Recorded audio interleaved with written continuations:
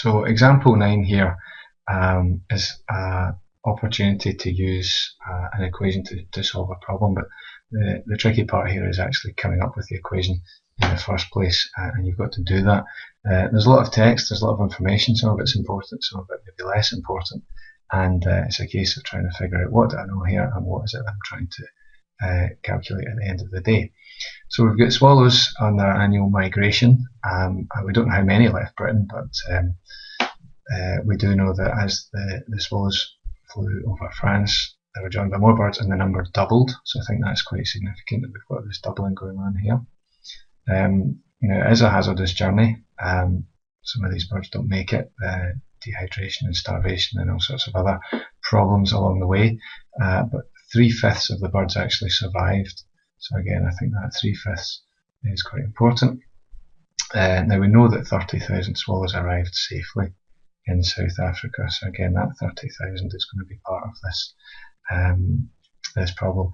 Use the above information to make an equation. That's the key bit here, and solve it to find how many birds left Britain. So if we introduce a letter here to represent the birds, I think B is probably a good idea. B is going to be the number of birds which left Britain. Now you could have taken S, I suppose, for swallows, but the problem with S is that it can start to look like a 5 when you write it. So if you've got the option, I would stay away from using the letter S, as it can start to turn into a 5 and then you get into all sorts of confusion. So let's see if we can figure out what happened. A whole bunch of birds left Britain, so that's so far what we know. Now, as they went across France, they were joined by more and the number doubled. So birds became 2 times the number of birds, or B became 2B. But as we carried on for the rest of the journey, only 3/5 of them survived, leaving us with 30,000 who actually made it to South Africa. So what that means is that 3/5 of the birds that eventually left France, so 3/5 of the 2B is in fact equal to 30,000, and that's the key to this question, is making up this equation. So the birds left Britain, they doubled, but then only 3/5 of them actually survived, and 3/5 of the birds we know is 30,000.